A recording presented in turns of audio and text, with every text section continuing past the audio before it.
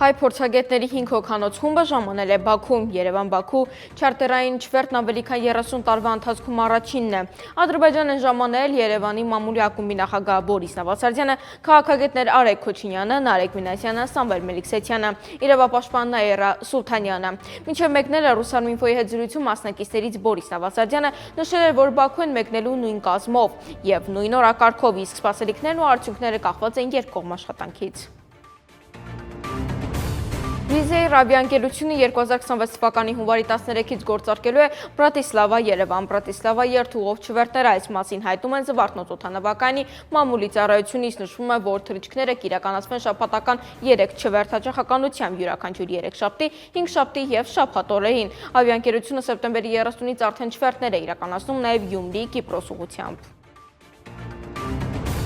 Ղազախստանը ցանկանում է օգտվել թրիփից, այսօր Աստանայում Հայաստանի վարչապետ ԵՏԱՍ-ի ընթացքում հայտարարել է Կասիմ Ժոմարտ Տոկաևը։ Ղազախստանի նախագահի խոսքով Հարավային Կովկասում ստեղծված նոր աշխարհաքաղաքական իրավիճակը բարենպաստ պայմաններ է ստեղծում երկկողմ եւ բազմակողմ համագործակցության զարգացման համար։ Ղազախստանը աջակցում է տրանսպորտային տարանցիկ ասպարեզում Հայաստանի կողմից նախաձեռնված խաղաղության խաչմերուկ ծրագրին, ասել է Տոկաևը։